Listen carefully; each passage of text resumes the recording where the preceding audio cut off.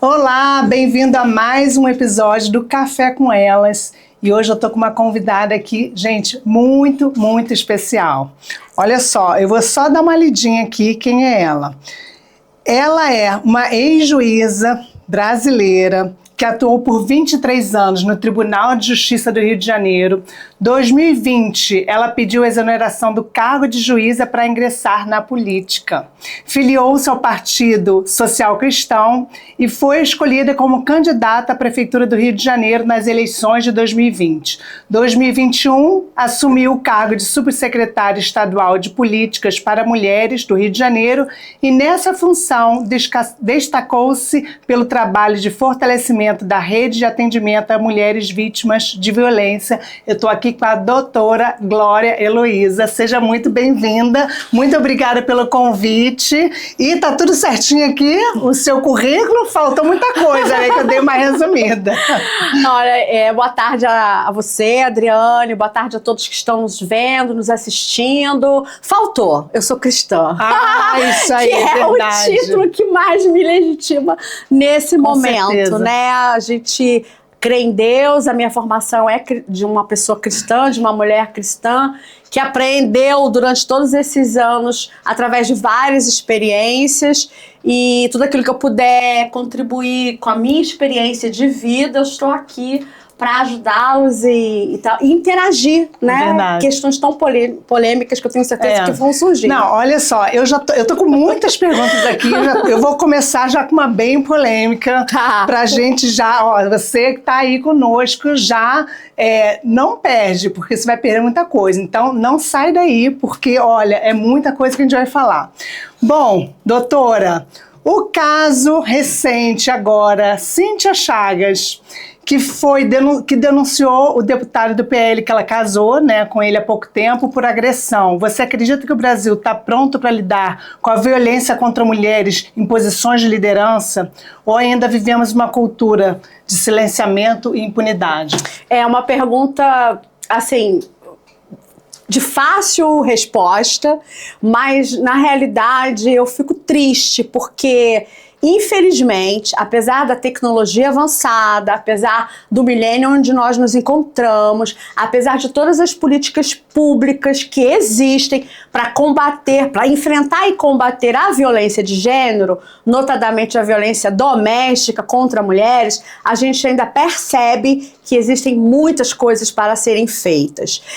Quando se iniciou, né, essa saga de proteger mulheres que eram vitimizadas pelos seus parceiros, a gente acreditava, e eu era juíza nessa época, né, que esse ambiente violento só acontecia nas famílias de mais vulnerabilidade econômica. E isso não é uma realidade. Não é verdade, né? A gente fala que a Lei Maria da Penha já atingiu praticamente a sua maioridade, né? Nós estamos no ano de 2024, então olha quanto tempo já não se passou, quantas propagandas, informações foram passadas para se cumprir um único mandamento constitucional, que é o mandamento do respeito. Eu não estou nem falando dos mandamentos bíblicos, eu estou falando da lei. A Constituição Federal é clara, que garante o direito à vida, o respeito, liberdade, dignidade, manifestação de pensamento, de expressão. E apesar de todos esses anos, a gente verifica cada vez mais mulheres, e aí eu acentuo mulheres, sendo vitimizadas pelos seus parceiros, simplesmente porque elas dizem não quero mais esse relacionamento, ou quero, por exemplo, trabalhar, né, ter a minha dignidade financeira, a minha independência. Então a gente acreditava lá atrás, até porque as denúncias eram feitas por mulheres que tinham esse perfil de vulnerabilidade, que se tratava apenas de uma questão cultural e de uma questão de socioeconômica vulnerabilizada. Só que, após o Covid-19, que foi um grande marco nessa pandemia aí, que sacrificou muitas pessoas, a gente percebeu que outras mulheres passaram a denunciar, né, e falar sobre esse tipo de assunto. E muitas têm medo, né? E muitas têm medo de falar e vergonha, porque são pessoas que assumem determinada postura pública. Eu vou até passar aqui um parêntese e dizer para vocês que eu tive colegas, juízas, que foram mortas, todo mundo viu o caso da Viviane, e que era uma magistrada e que foi vitimizada. Na frente do filho, na frente das 4 filhas, salvo engano, próximo do Natal. E outras mulheres que eram públicas e que tinham condições financeiras. Eu vou fazer um parênteses aqui, porque eu já falei isso já em público, mas eu mesma fui vítima de violência doméstica e era casada com um advogado e eu era magistrada. E como foi difícil romper a barreira do silêncio. Primeiro porque os meus colegas até me julgaram mal, porque não acreditavam que uma juíza, uma mulher pública, que tinha um poder, né, digamos assim, que estava numa posição de poder, poderia sofrer uma violência doméstica. Só que violência doméstica não é só a violência física ou a sexual, é a moral, é a patrimonial, e este foi o meu caso. O meu ex-marido passou a alienar bens sem que eu tivesse conhecimento. O meu ex-marido, por exemplo, para forçar com que eu assinasse um acordo, porventura na época do divórcio, ele sumiu com a minha toga, sumiu com 5 processos. Eu falo isso porque eu registrei, né, uma ocorrência policial. Só que na época eu não me via como uma mulher vítima de violência doméstica, eu me via como uma mulher que estava sendo extorquida.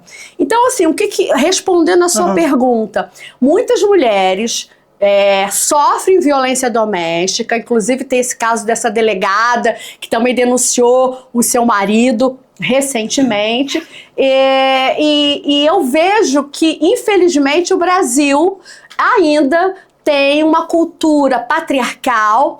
Eu ainda verifico que muitas mulheres não conseguem, e eu não estou julgando, não conseguem romper esse silêncio, ou por vergonha, ou mais, porque não se enxergam como vítimas de violência doméstica. Vou falar mais uma coisa que é muito importante. Eu sempre fui uma mulher cristã. O meu ex-marido era um homem cristão. Então a gente percebe também que a violência doméstica, até por uma questão cultural, ela avançou em todos os ambientes, inclusive dentro da igreja. Não é à toa que o joio cresce junto com o trigo. E eu, na pele, aprendi isso. Uau! Eu lembro uma vez, eu conheci uma menina e ela estava fazendo um tratamento estético e tal, e ela falou que já tinha operado o nariz, acho que 3 vezes. Eu falei, nossa, mas por que esse teu nariz era tão assim, né?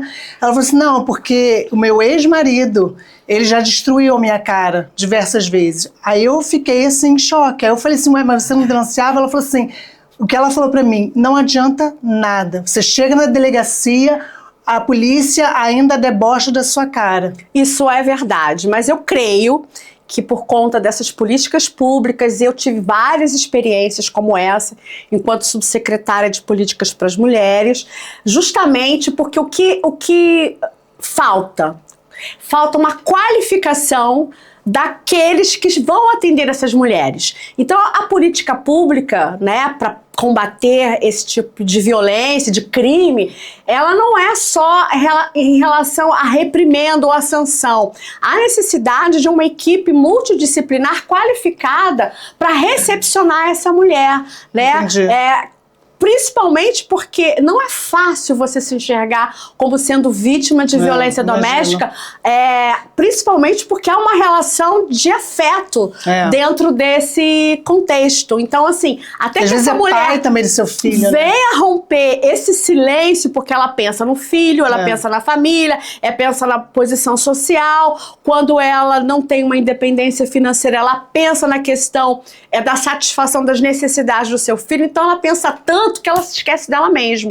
E aí, quando ela consegue romper esse silêncio, ela enfrenta um outro problema, que é a falta de recepção, de pertencimento, de acolhimento, não só nas delegacias, como em todos os outros centros de atendimento à mulher. Então, digamos assim, a minha missão, né, durante o período em que eu permaneci, foram mais ou menos 9 meses, foi justamente o de qualificar, né, a equipe multidisciplinar para recepcionar essas mulheres. E não adianta nada, também tem uma noção de impunidade.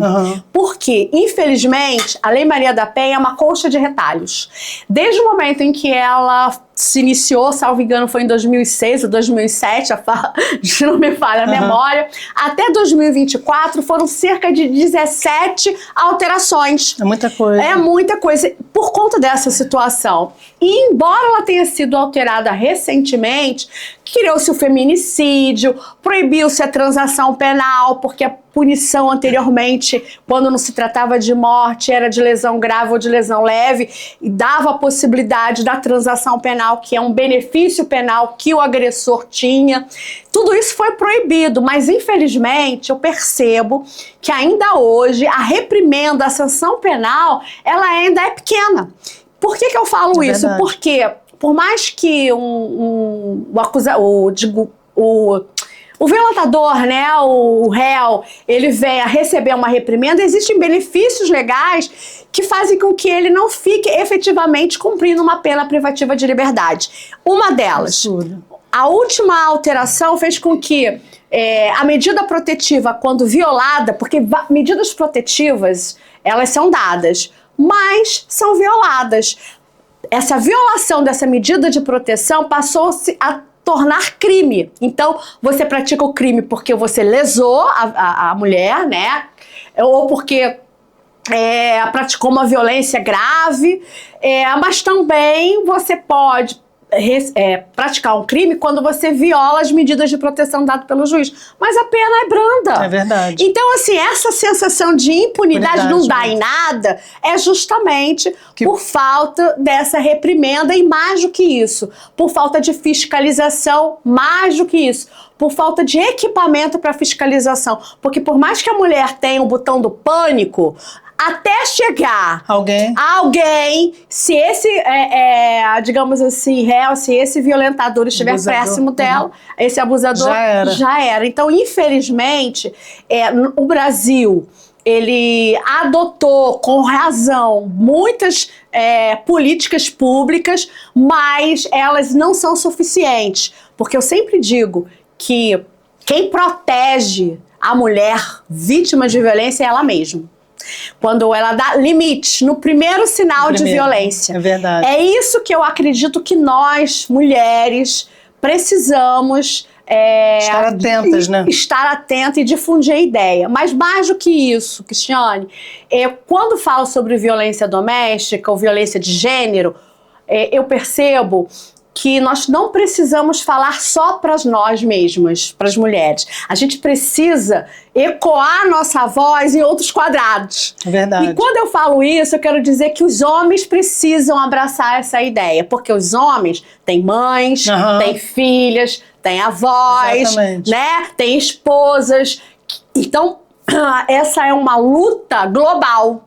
Né? E você falou de Brasil, só que a gente precisa deixar claro que a violência de gênero é algo mundial. Mundial. Não é só no Brasil que esse tipo de situação acontece.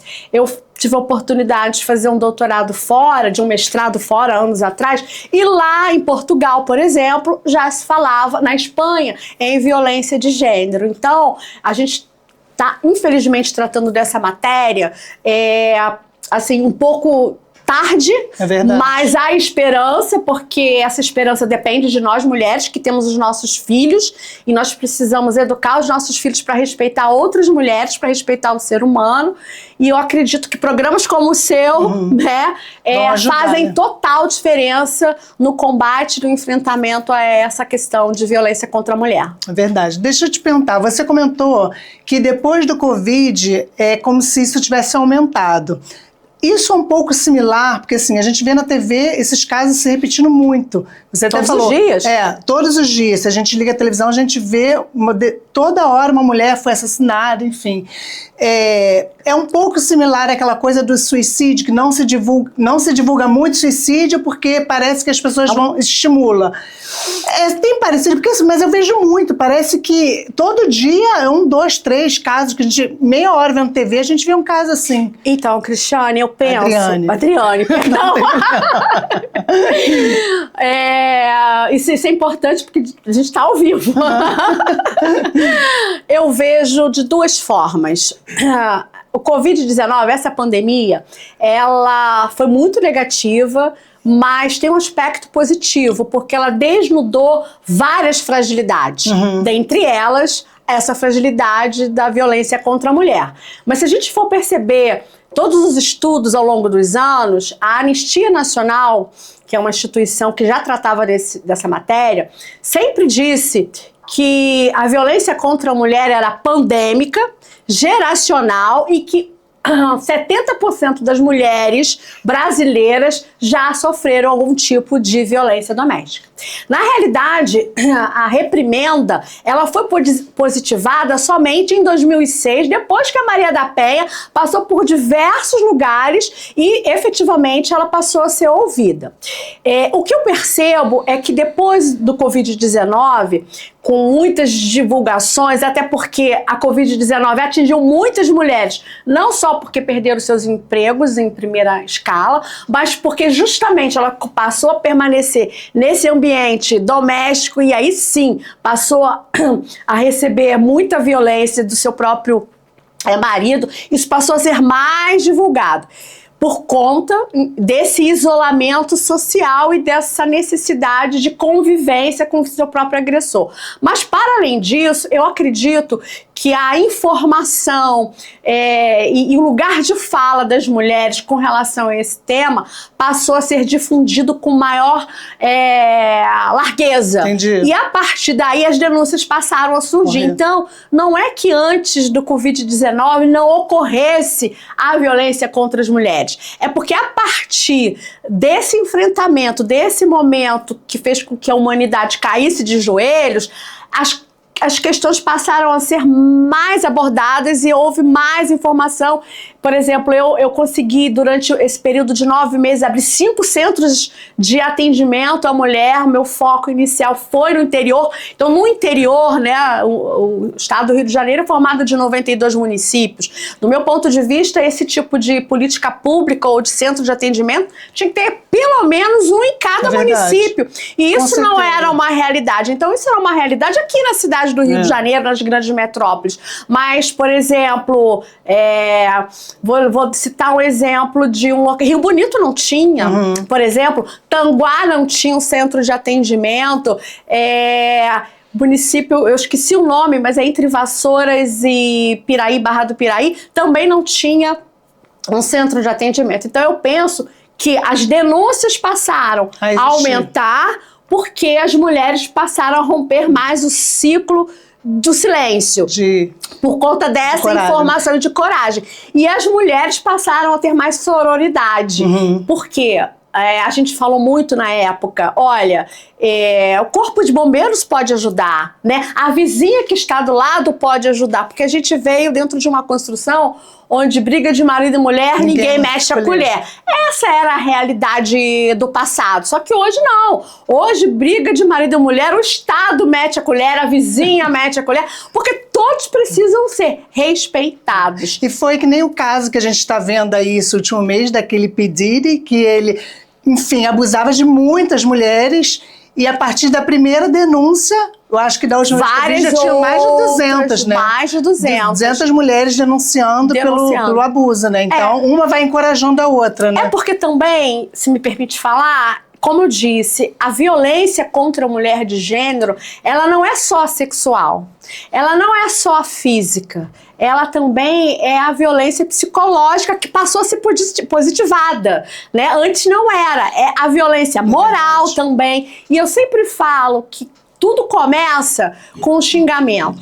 Tudo começa, né, verbal. Falta de respeito, Falta de respeito. E aqui chega a questão fatal. Então, por isso, no menor, digamos assim, sinal de desrespeito, né, quer seja na frente dos filhos ou na relação em comunidade, dentro da igreja, qualquer menosprezo já é um silêncio, já é um sinal de violência. Então, você, mulher, não pode permitir isso. Verdade. Eu lembro, antes de eu casar, eu aprendi um ditado, e que é muito verdade, que fala: bom marido, ele vai ser bom filho e bom pai. Então primeiro você olha se ele é um bom filho para a mãe dele, Sim. se ele tem respeito ou não. Se ele for um homem que respeita a mãe, ele vai respeitar você como mulher e vai respeitar os filhos. Então já é aí uma nuance para você saber se é um cara legal você casar. Com certeza, porque a grande verdade é que nós mulheres somos muito emoção, né?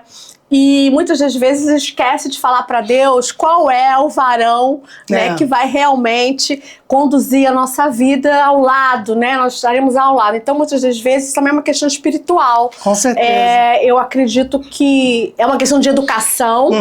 E quem educa são as mães, né? Os pais também educam, mas a grande verdade é que a mulher tem um papel fundamental na educação dos seus filhos, mulheres e homens, né? E por isso nós precisamos, sim, resgatar essa fala, esse pertencimento e passar agora a educar os nossos filhos para respeitar. A palavra é respeito. Porque respeito não é luxo, é direito nosso, é direito de qualquer ser humano. Outro dia eu fui questionada, não tem lei Maria da Penha para homem? Não precisa. Né? Porque já existe um código penal que trata matar alguém, homem ou mulher, lesionar a integridade física de alguém, homem ou mulher. Na realidade, a lei, né, que trata do feminicídio, a Lei Maria da Penha, ela só surgiu, não é para beneficiar a mulher, é porque estatisticamente as mulheres passaram a morrer e a serem violentadas pelo gênero delas. Então é até bom falar isso, porque nem tudo é feminicídio. Entendi. Pode ser homicídio. O feminicídio, que é o homicídio qualificado, ele só surge quando o abusador, né, tira a vida da mulher porque ela é mulher. É muito importante falar isso. Tudo é crime, homicídio ou feminicídio, mas o feminicídio ele se caracteriza como um homicídio qualificado porque eu matei porque ela é mulher, tipo, se ela não é minha, aquele homem que... se ela não é minha, não vai ser de ninguém. Entendi. E olha, eu tô muito assustada porque esse tipo de violência, ele não está batendo só na porta das mulheres casadas, maduras. Está batendo na porta das adolescentes. É verdade. Nos namoros, nós já estamos verificando, né, meninas que são violentadas por conta do seu gênero. Não é uma violência doméstica, ela não vive dentro do lar com o seu abusador, mas é uma violência de gênero. Então é muito importante que as igrejas, que as famílias eduquem os seus filhos. Eu lembro que teve um caso há muitos anos atrás, eu não lembro, acho que era em Bangu, que o namorado prendeu a menina dentro do apartamento e ficou ali dias com ela. E eu acho que ele chegou a matar, se não me engano. Era um namoro, não era? Ficou na televisão aquele caso. Então, não aplica a Lei Maria da Penha, porque ela não tinha um relacionamento conjugal. Mas, sem dúvida, foi um homicídio pautado na questão do ciúme e não conheço o caso concreto, mas pode ter sido até elevado a essa questão de gênero. Porque essa questão de gênero, né, de violência de gênero, começou agora.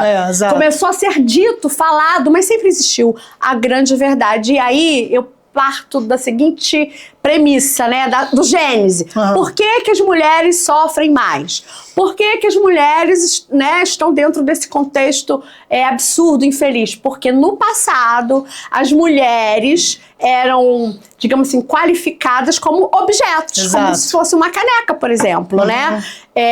E eu posso falar isso com legitimidade, porque até o Estatuto da Mulher Casada, né, a mulher que tinha 16 anos e até atingir a maioridade, ela era, digamos assim, considerada pela legislação como uma incapaz. Depois, e aí não era só mulher, homem e mulher. Antigamente, 21 anos de idade. Quando surgiu o Estatuto da Mulher Casada, ela passou a ser considerada capaz. Mas antes ela saía do poder familiar do pai e ia para o poder do marido. Então eu me lembro, quando estudei para o concurso, né, para ser magistrada, que a mulher que sofria uma violência física do seu próprio marido, ela tinha que pedir autorização para ele para entrar, fazer uma denúncia na delegacia. Aí até que veio a Constituição Federal de 1988, que disse que homens e mulheres, dentro da do casamento, né, eles tinham o mesmo nível de igualdade. Então, deixou-se de exigir desta mulher casada essa representação, essa autorização, até porque não faz sentido. Não faz sentido nenhum. Então, o que eu quero dizer?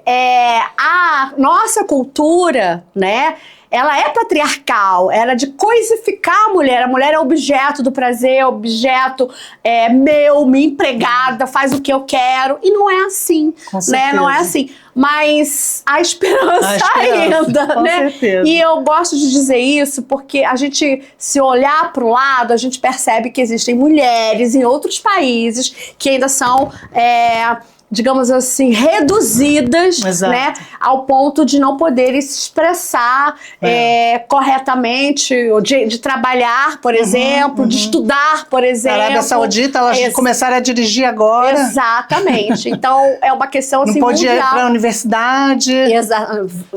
Divide as questões que fizeram com que muitas mulheres foram mortas pelo Hamas, inclusive, por conta dessa situação. Então, assim, o ponto positivo dentro dessa questão é que hoje nós estamos aqui, mas muito provavelmente as nossas filhas, as nossas netas já vão ter outro panorama, né? Exatamente. E graças a Deus vão viver um outro momento, mas isso depende de nós educarmos os nossos filhos, da igreja educar os nossos filhos e filhas. É verdade. Doutora, deixa eu te perguntar. Como foi trocar a toga pelo palanque? Como que você decidiu abrir mão da sua magistratura e se candidatar e ir para o mundo da política? O que acendeu em você que você decidiu dar essa virada? Bom, eu vou te responder, mas eu sempre falo assim, eu não troquei pelo outro. Eu não troquei a toga por um palanque. Eu digo assim, a vida é cíclica. Sim. E Deus nos chama para diversas missões. Muitas das vezes a gente tem a compreensão da nossa missão, outras das vezes a gente fica um pouquinho perdido, né, e os olhos ficam nublados. Mas a grande verdade é que, errando ou acertando, a gente sempre tem o lado positivo da coisa. Quando eu resolvi dar um tempo, no sentido de decidir os casos que me vinham à mão, foi por um grande motivo. Eu só conseguia transformar, né? Porque ser juiz é ser transformador através da sua sentença, mudar a realidade das pessoas.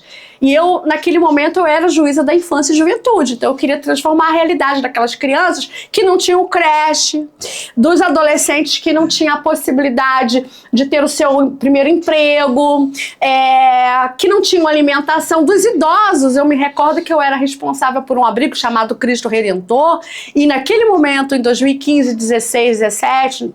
próximo de 2020, o abrigo simplesmente ficou sem receber alimentos. Uau. E eu tive que fazer uma campanha, né, como cristã, entre os amigos para que as pessoas doassem. Então eu já estava cansada de ausência de políticas públicas dos políticos que sabem o que fazem. E aí eu falo dos executores, eu estou falando do administrador, do prefeito, do governador, do presidente, porque as pessoas tinham que ir ao judiciário para pedir saúde. As pessoas tinham que ir ao judiciário para pedir alimentos. As pessoas tinham que ir ao judiciário para pedir remédio. Uau. As pessoas tinham que ir para o judiciário para ter educação para os seus filhos. Então, eram serviços básicos que eu, na minha infância e adolescência, vindo de uma família muito pobre, eu tive essa oportunidade. A minha mãe não precisou de um defensor público, de ir no judiciário, para fazer com que eu pudesse, né, exercer esse meu direito de cidadania. E por mais que eu desse as minhas sentenças, girava em nada, porque em 2015, o atual prefeito, Eduardo Paes, eu posso falar, que foi meu, digamos assim, meu concorrente, eu já executava as sentenças e determinava a prisão caso ele não cumprisse, porque tinha que ter creche. E até hoje as mães sofrem por isso. Então, assim, no judiciário eu só conseguia transformar a realidade daquelas pessoas que passavam na minha mão, individualmente. Aí eu fiz uma conta, isso ao ano daria mais ou menos 1.000 pessoas que conseguiam passar pelo ciclo de ter um advogado ou um defensor público. Porque muitas pessoas que moram nas comunidades, nas periferias, sequer descem no asfalto. Não tem a justiça legalizada como nós temos aqui a oportunidade. Uau. Então eu pensei, bom, se eu me tornar uma prefeita, eu posso resolver essas mazelas, mas não para 1000 pessoas, mas sim para todas as crianças.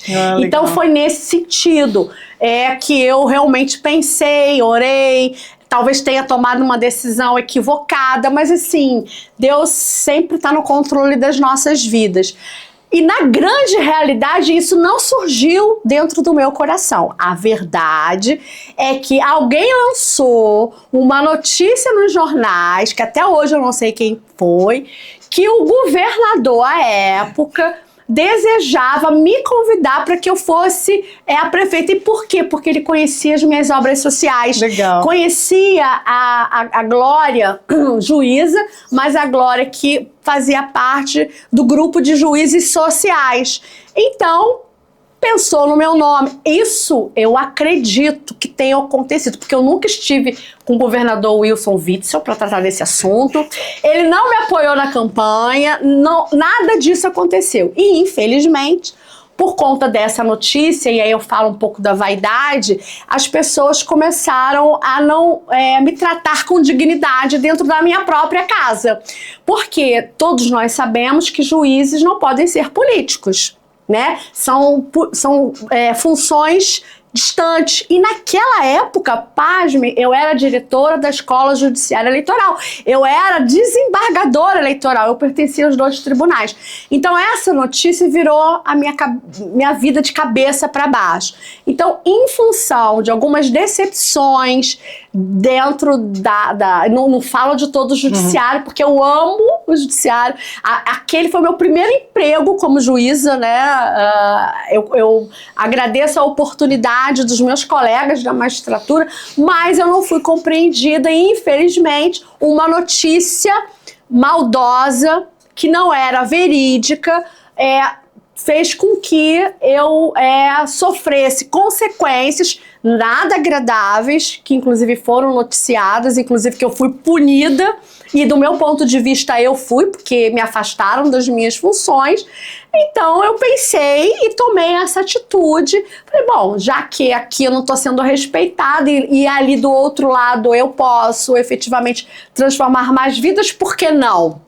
Né? Então foi nesse sentido. E aí eu sempre falo que uma vez juiz, sempre juiz. Aí eu lembrei de Débora, porque Débora era juíza, tinha uma voz, era política também. Lembrei de Esther também. Linda. Lembrei de algumas mulheres que se sacrificaram em prol de uma coisa muito maior, de uma missão muito maior. E aí eu começava a falar e dizia assim, eu tô saindo do Palácio da Justiça e tô vindo pro deserto, pro asfalto, para conhecer a realidade das pessoas e tentar transformar. Então, assim, foi um deserto que eu percebo que eu ganhei muito, que eu floresci, porque eu não ganhei a prefeitura, né? Mas eu me tornei subsecretária de políticas para as mulheres, porque na época não tinha secretaria, porque a minha função era de secretária, e eu consegui impactar outras vidas. Então tudo tem um propósito na vida de um cristão, né? A gente sofre, mas eu tenho certeza que todas as atitudes que a gente toma tem sempre o lado positivo. Então, assim, me arrependo? Não.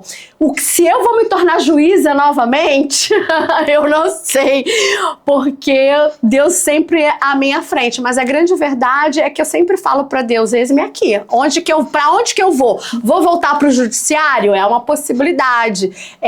Vou me tornar alguém da política, vamos colocar assim. Você pensa em se candidatar novamente? Não. Até porque eu prefiro transformar. Eu sou uma pessoa de realização, né? Não posso ser como Jonas, né? Ele não queria ir, mas deu. Então eu não sei. Tá na mão de Deus. Tá na mão de Deus. O que eu penso sempre é de conseguir, através da minha vida, a oportunidade para transformar a realidade com aquilo que Deus já me deu, que foi a oportunidade de ter cultura, educação. Então eu acho que eu estou no momento de sendo lapidada para que lá na frente a gente veja onde é que Deus me quer. Antes da gente começar, você estava falando que o momento que você passou do teu concurso para o magistrado foi um milagre. Foi um milagre. Você pode compartilhar essa história? Posso. Então, eu vim de uma família muito simples. Meu pai foi engraxate, mestre de obras, trabalhou na Light, quebrando ruas, né, asfalto para levar iluminação para casa das pessoas. Minha mãe também sem instrução, meu pai sem instrução, mas a minha mãe era costureira. Então, assim, a gente vivia dentro de uma condição financeira muito apertada, mas com muita dignidade, porque eu tive o básico, educação, amor e tudo mais. E aí, um belo dia eu resolvi ser juíza, mas eu nem sabia o que era isso, gente. Isso é ótimo. Era engraçado. Sabia que tinha pela frente, né? Mas por que eu resolvi ser juíza? Vamos lá, eu queria fazer faculdade, que eu tive que trabalhar, né, e falo isso com muito orgulho, para estudar, e eu passei muitas dificuldades. Eu era bancária na época, e eu gosto de falar isso, que sempre teve um anjo na minha vida. Eu me recordo que certa vez eu entrei para a Gama Filho, que era uma universidade particular. E por que a Gama Filho? Porque eu tinha pressa, e antigamente não é concurso, olha só, o vestibular era anual e eu queria logo. Então eu terminei os meus estudos do 2º grau, né? Como professora, que eu fiz o normal, queria entrar logo para a universidade. Aí surgiu a vaga, o vestibular da Gama Filho. E meu pai, mas você não pode pagar, como é que é isso? Não sei o quê. Eu vou arrumar um trabalho, sempre aquela coisa, né? Aí eu com 16 anos, 17, fui e consegui um trabalho de recepcionista. Legal. Só que assim, o dinheiro da faculdade, a mensalidade, era muito alta em relação ao que eu ganhava. Uau. Então assim, eu pagava a mensalidade sempre atrasada, pedia um adiantamento no banco, até que um dia a gerente falou, não, eu vou resolver sua vida, vou te dar um cheque especial. Pra você não deixar de pagar a faculdade. Eu falei, mas não resolve. Não, porque vai ter os juros. Primeiro, uma coisa de cada vez, Glória Heloísa, que eu queria logo tudo.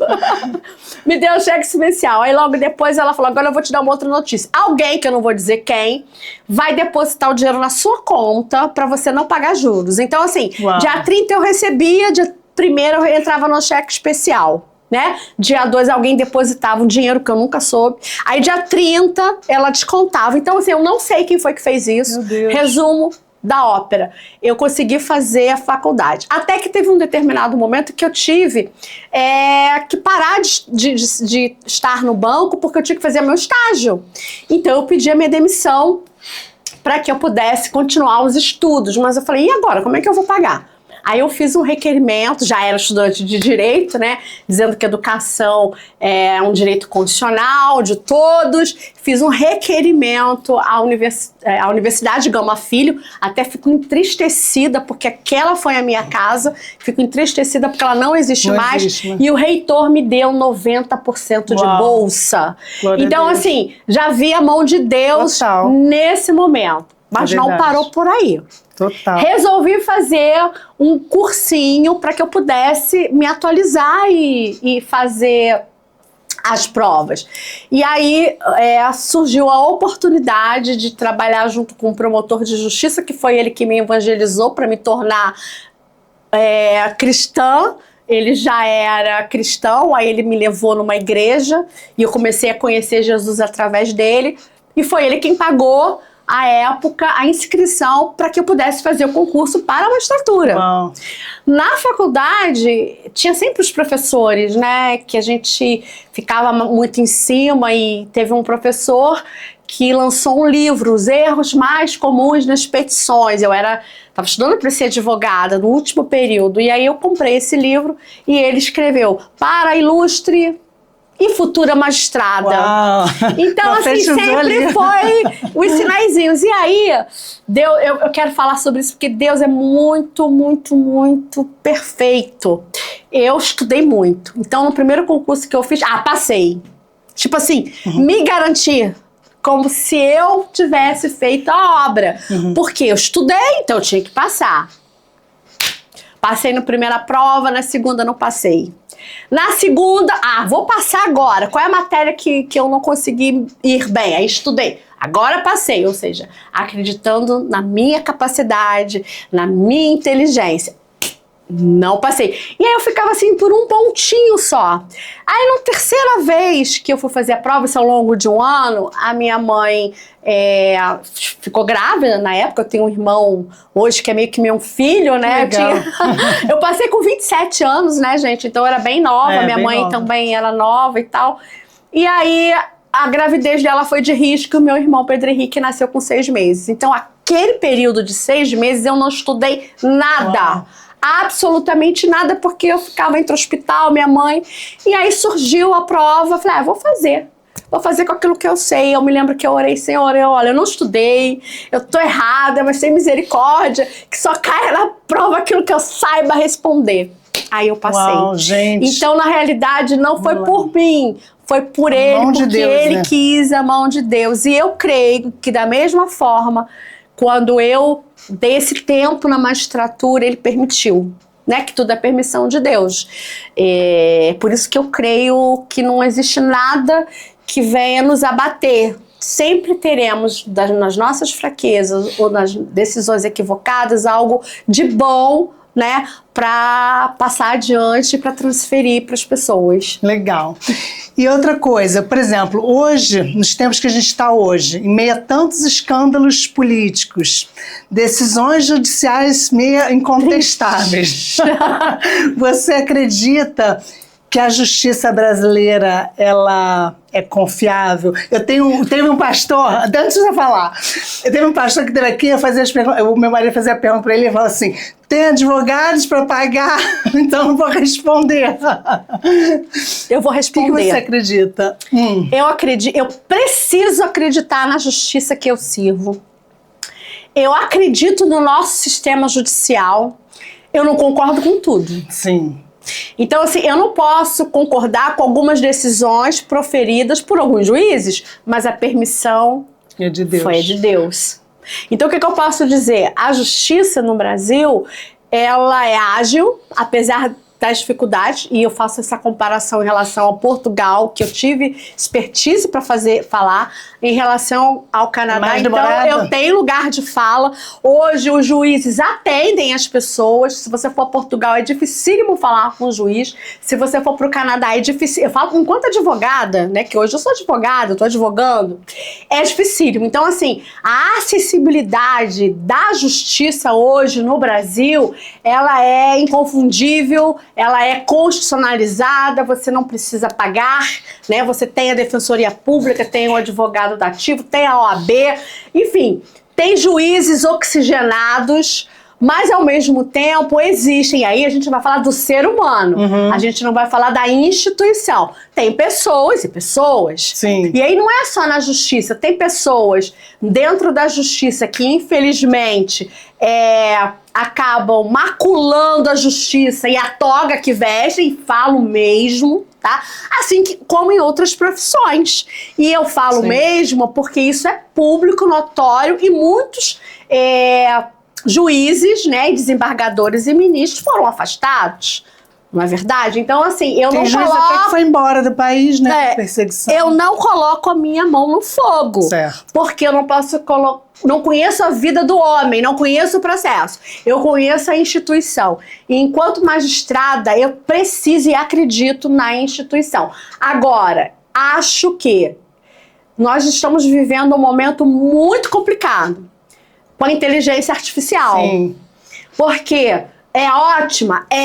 Como ferramenta de apoio, como o Google, como um livro, como a Bíblia, né? É uma ferramenta importantíssima, a palavra viva de Deus, e eu tiro várias decisões minhas, eu deixava a legislação assim, meio fria do lado, e ia para a Bíblia. Não, como que Salomão decidiu isso aqui? Uau. E encontrava uma resposta. Mas, infelizmente, a necessidade que existe hoje de um volume de trabalho que eu acho equivocado, porque nós não somos computadores, nós somos seres humanos, e estamos julgando não um número, mas outras vidas, outras pessoas. Nós temos que ter tempo para raciocinar. É verdade. Só que, infelizmente, Algumas instituições passaram a exigir uma produtividade que não é humana. Entendi. Então, o juiz precisa ter calma para decidir, porque envolve jurisprudência coisas, né? tem para todos os lados, para conceder ou para negar o direito. Mas o que decide na hora é o ser humano. A inteligência artificial é interessante, mas ela viola alguns aspectos da Constituição Federal, porque eu não contratei um computador para ler a minha mente e decidir. Porque onde está o sentimento? Sentença é sentimento. Computador não sente aquilo que a pessoa está sentindo. E por isso que a gente tem uma ferramenta chamada de interpretação, que é para você aquebrantar o rigor da lei. Então, assim, a justiça hoje está indo para um caminho da artificial. Artificialidade. Artificial. E isso me preocupa. A justiça hoje está indo para um caminho de produtividade, de números. Mas a gente não pode esquecer que existem pessoas. Atrás daquele número, daquela capa, tem uma vida. E essa vida, ela é impactada por uma decisão judicial. Mas não é só essa vida, o núcleo familiar também. Quando você condena, por exemplo, alguém porque praticou um homicídio, você condena junto seus filhos. Você condena a sua família. Ele tem que ser condenado? Tem, ele tirou uma vida. Mas nós não podemos esquecer do núcleo familiar também. Então, são vários aspectos que o juiz precisa pesar na hora para poder dar uma decisão. Exemplo, eu estou dirigindo, posso, Deus me livre e guarde, né, me envolver num acidente e atropelar alguém ou bater o carro, e aí eu sou um homicida. Mas eu não sou uma homicida como aquele que realmente resolveu tirar a vida de alguém por conta de dinheiro, por exemplo. Sim. Então existem situações, aspectos que só um ser humano que tem uma experiência dentro da sociedade pode analisar. Então, o que me preocupa enquanto magistrada, juíza ou até enquanto advogada é a artificialidade de algumas decisões por conta de uma necessidade de se cumprir uma meta. Produção. Então, muitos juízes, e eu falo mesmo, acabam deixando seus estagiários fazendo as decisões, e o que não é correto. É verdade. E isso pode macular a vida de alguém. Com certeza. É isso que eu vejo. Essa é a fragilidade da justiça 0.50, 4.0, sei lá, né? É verdade. Doutora, olha só. Ultimamente, a gente tem visto alguns casos de líderes religiosos, você deve ter ouvido alguns, eu não vou citar aqui. Sim. Envolvido em casos de agressão das suas esposas, né? Líderes religiosos, pastores. Muitas. Como que você vê isso? Como é que a igreja você vê que tem que se posicionar? O que a fé pode fazer? Porque se o líder ele está agredindo sua esposa, ele abre uma brecha para que aquelas ovelhas ali acabam se distanciando. Eu vou falar, não é só de agressão, não. Eu falo de adultério também, que não é algo, né, novo. Bom, eu acho que a igreja tem que tratar com misericórdia, porque até Jesus tratou, né, os pecadores com misericórdia, o que não significa que a pessoa não tenha que ser responsabilizada. O que eu vejo, infelizmente, e eu já pensei isso quando eu era nova convertida, é que nós seguimos ao pastor. Isso está errado, a gente tem que seguir a Cristo e a palavra dele. Porque o pastor é ser humano, é carne, é imperfeito como eu. Então, quando eu falo que a gente tem que ter misericórdia, porque a gente tem que amar ao próximo como a nós mesmos, e quem de nós não falha, né?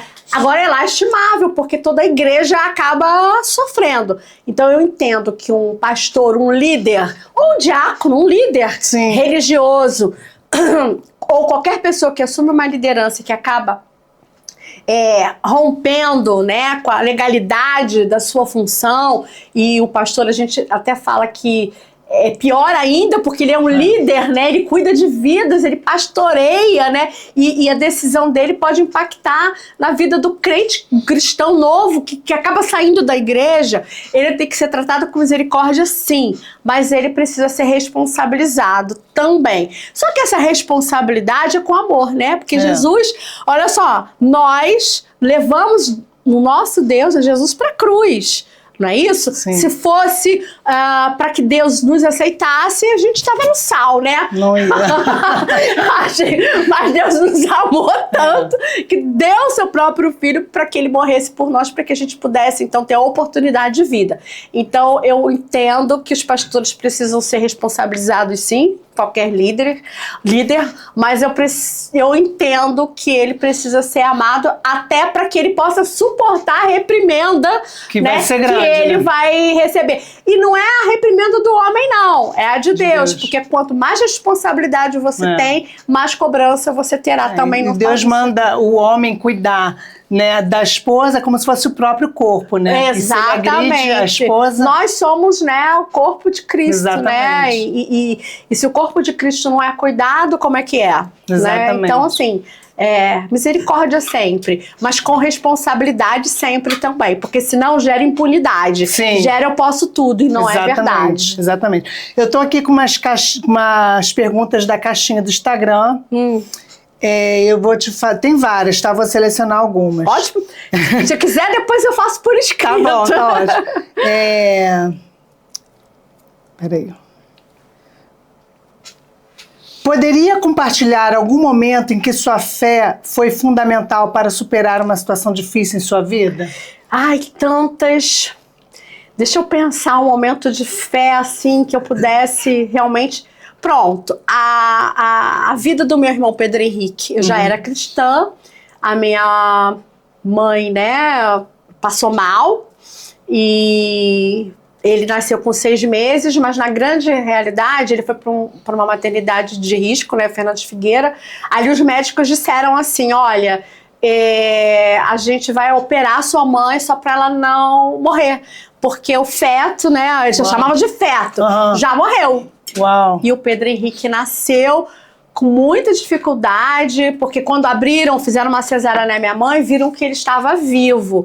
E ali nós oramos, foram momentos de grande dificuldade, mas Deus deu um grande livramento, porque ele sempre foi uma promessa na vida da minha mãe e na vida da nossa família. Ali eu tive que realmente exercitar minha fé. Mas teve outro momento em relação a mim também, que eu fui sequestrada. Sério? Fui sequestrada em 2007, eu já era magistrada, e quando eu fui sequestrada, eu só lembrava de Deus, né? E chega a ser cômico, mas não é um testemunho, porque eu falei, meu Deus, Senhor, eu preciso sair dessa situação, o que eu vou fazer? E aí Deus falou assim comigo, canta um hino. Você foi sequestrada porque você estava no momento? Não, eu estava sendo perseguida. Tinha um caso, porque você era magistrada. Eu tinha um caso emblemático com policiais da Banda Podre, que era na época o nome que se deu a esse tipo de situação. E eu comecei a cantar Jeová, Cavaleiro do Céu. E aí o bandido, eu fui evangelizado na cadeia. Uau. E ali, muita fé, porque assim, sim, eu tive um controle que eu não sei explicar, é inexplicável, eu não sei como eu tive essa coragem, até que eu falei, vou parar o carro, parei o carro e consegui fugir. Não sei se conseguiria fazer isso de novo, mas foi Deus o tempo todo me cobrindo com o sangue dele. Então, foi um momento assim... sobrenatural. Sobrenatural. A minha fé ali, não, eu não vou morrer agora, não, eu não vou morrer agora, não, eu vou sair daqui, Deus me ajuda, falando em pensamento. Isso agora, mas sim, eu tenho vários outros casos, assim, que Deus atuou e vem atuando. Aliás, eu vou dizer... Antigamente, hoje eu vivo pela fé, porque é muito difícil você abdicar de um salário muito bom, abdicar de uns benefícios, sendo arrimo de família como sou, para viver do amanhã, porque eu não me preparei para advocacia. Então, num dia eu tinha tudo, no outro dia eu não tinha nada. Então, durante esses 4 anos, porque foi em 2020, eu quero deixar isso bem, assim, firme, Deus nunca deixou eu passar uma necessidade, nem a minha família. Glória a Deus. Tem dias que eu falo assim, meu Deus, e aí? Mês que vem? Porque a gente acaba construindo, né, digamos assim... uma despesa ordinária, um vínculo, umas obrigações que a gente estava acostumado a ter, e de repente tudo aquilo, eu falei, como é que eu vou suprir isso? Exato. Né? Então é Deus purinho que vem uma causa. Mas eu creio que tudo é um propósito de Deus, é um propósito. Né? Ele então, não assim, sai do domínio. Eu posso falar, Deus não me deixou passar nenhuma necessidade. E eu falo necessidade, eu falo assim, coisas que vão suprir. Se eu tenho o mesmo nível, digamos assim, de anterior, é outra situação, mas eu vim de baixo. Então, Sim. Se tenho hoje, não tenho amanhã, tanto faz. O importante é que eu e minha parentela, minha família, não vão passar por dificuldade. Então, isso é um testemunho que eu quero deixar claro. Deus nunca me abandonou. Glória é pela fé que eu vivo. Amém. Deixa eu te fazer mais uma pergunta. No caso... Robinho, jogador de futebol, Sim. Você acompanhou. Acompanhei. Daniel Alves. Sim. Esses casos, se tivessem sido no Brasil, teria tido um outro desfecho? Não acredito. Eu não posso acreditar que só porque está no Brasil que eles teriam sido inocentados. Eu não conheço o caso do Robinho, assim, quando eu digo não conheço o caso, eu conheço pelo que a mídia fala. Eu não sei exatamente o que aconteceu ali em termos de prova. Mas a grande verdade é que nesses crimes de abuso sexual, você precisa qualificar a voz da mulher, senão ela nunca terá o que vez, voz, e todo abuso sexual é sexo permitido, se eu posso falar assim, porque o que é estupro? É relação sexual não permitida, não concedida, né? Então esse tipo de situação é uma situação bem complicada para fins de condenação. Aqui no Brasil, eu continuo acreditando que independentemente de quanto o jogador de futebol ganha ou a fama, eu não posso acreditar que um juiz iria inocentar se tivesse provas. Agora, é claro que aqui no Brasil, e eu acho que não é só no Brasil, é na Itália ou é fora desse contexto, né, internacionalmente falando, existe uma regra de direito que fala in dubio pro réu, que significa dizer, na dúvida a favor do réu, eu inocento. Se eles, isso é ser juiz, tá? Se eles foram condenados, é porque prova havia, e não foi só pela fala da vítima, entendeu? Mas hoje, os testemunhos, o contexto, acredito que aqui no Brasil isso também aconteceria se houvesse prova robusta no sentido de que ela disse não, porque a grande dificuldade é que a relação sexual ela pode ter se iniciado com consentimento e em um determinado momento não quero mais. Essa é a pedra de toque. Tanto é que aqui no Brasil já aconteceu situações de prostitutas, tá? Independentemente se é moral ou não é, o tipo de função, mas é um ser humano, de prostitutas que levaram seus abusadores a julgamento e foram condenados. E aí a grande... é uma prostituta. Mas não existe um momento em que ela diz não. E o não, gente, é não. Certo. É isso que as pessoas precisam entender. Eu falava isso como política de mulher. Não é não. Até aqui tudo bem, daqui pra adiante não. E você vai ter que me respeitar. É mais ou menos isso. A última pergunta. Por que o Brasil lidera o ranking de prostituição e tráfico infantil? O Brasil lidera vários rankings. Por exemplo, o de violência contra a mulher. Nós somos o quinto país da América Latina que mais mata as suas mulheres. Uau, por exemplo, que mais violenta. Eu recentemente falei isso numa palestra na OAB. Eu acredito que é a falta de educação, oportunidade, porque se as crianças são prostituídas, muitas das vezes com o aval dos seus próprios pais. Sim. Então isso é uma coisa cíclica por falta de política pública. Alimento, habitação, profissionalização, pobreza, falta de oportunidade na educação. Não tem o que comer. Não tem o que comer. E aí essas crianças ou essas meninas continuam sendo objetos de seus pais ou dos seus, digamos assim, responsáveis. Eu tive aqui, em 2020, uma situação de uma garota de 16 anos de idade, numa comunidade, se não foi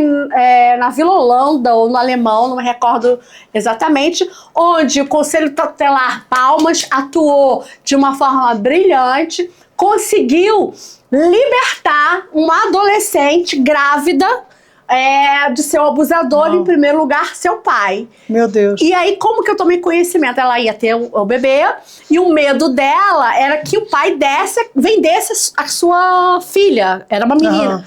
para outra pessoa, porque o que ele tinha? Tinha várias filhas e isso era o costume. Ele dava as filhas para os homens pagavam, era a forma que ele fazia Renda. E aí, você acredita, gente, que eu ouvi deste pai? Ela é fêmea, serve para procriar. Isso em audiência. Então, esse pai, eu estou falando no ano de 2020, estou falando aqui de uma grande região, cidade do Rio de Janeiro, que estava simplesmente prostituindo as suas filhas. Então, é uma questão de educação, Rio de Janeiro, cidade do Rio de Janeiro. É uma questão de educação também e de oportunidades. Entendi. Agora a gente vai para o último quadro, que se chama Resumo em Poucas Palavras. Esse é difícil, eu falo demais. Vai, você consegue. Então vamos lá. Juíza. Amo Ama. ser juíza. Legal. Política. Necessário para o desenvolvimento socioeconômico do país, sempre. Violência contra a mulher. Não é não. Lastimável, uma infelicidade. Impunidade. Precisa ser combatida. Deus. Tudo na minha vida. Ai, que lindo. Doutora, eu quero te pedir para você olhar para lá, para os nossos espectadores, liberar uma palavra para essas mulheres que estão passando dificuldade, ou o adolescente que está dentro de casa também sendo abusado. O que você pode deixar uma mensagem de Deus para eles? Em primeiro lugar, que você é uma escolhida do Senhor, um escolhido do Senhor, que você merece tudo, merece respeito, que você tem um Deus que te ama e que você deve se respeitar. E que existe uma vida longe de qualquer abuso e violência te esperando. Então não desista, não desanime, siga em frente, ore a Deus e procure uma rede de apoio. Porque se eu venci, vocês também podem vencer. É verdade. Nossa, muito bom. Muito obrigada. Eu tenho um presente para você. Meu Deus, obrigada. Que linda. E eu quero aproveitar aqui e fazer os nossos agradecimentos. Olha aí que lindo, da Bela Papelaria. Ai, que lindo. Obrigada. Quero agradecer aqui ao Portal Guia-me, que abre esse espaço, essa parceria para a gente poder tá colocando esses episódios que têm edificado a vida de muitas pessoas. Quero te agradecer também, né, por ter aceitado o nosso convite. Eu tenho certeza que muitas vidas vão ser tocadas e transformadas. E já fica o convite para a próxima pauta, né, que a gente vai falar mais sobre família. Você falou que ia voltar. Adoção. Adoção, exatamente. Sim, olha, eu que quero agradecer pelo convite, pela oportunidade, agradecer a Deus por esse momento tão importante na minha vida, agradecer pela paciência, né, de todos vocês, e espero que a gente possa se encontrar e compartilhar cada vez mais experiências que venham edificar. E se eu posso deixar uma fala importante, eu sou o que eu sou porque Deus permitiu, e permitiu que eu tivesse uma família. Então a família é tudo na vida de uma criança, de um adolescente. Por isso, ame seus filhos, cuidem dos seus filhos, eduquem seus filhos, para que a gente possa ter uma sociedade mais justa, solidária, humana e de acordo com o que Deus pretende pra gente. Amém. Doutora, deixa seus contatos, seu Instagram, para quem quiser te achar. Tá bom. Chamar para uma palestra. Eu vou amar. O meu telefone aqui no Rio é 21, né? É 98-100-8000. Fácil. 98-100-8000. Meu Instagram é Glória Heloísa com hz@gmail.com. É fácil, só botar Glória Heloísa que vocês já vão me achar lá. Então me sigam nas redes sociais. Eu tô aqui para compartilhar, fazer palestra, dar aula, compartilhar suas dores, suas alegrias, dar testemunho. Verdade. Isso. Doutora, que mais mulheres como você, Deus possa levantar. Amém. E eu tenho certeza que essa tua saída, Deus está movimentando para algum lugar. Como você falou, que vai atingir de forma muito mais ampla, muito mais vidas. Sim. Então, que Deus te abençoe. Obrigada. Muito obrigada e até a próxima. Até a próxima. Tchau. Tchau.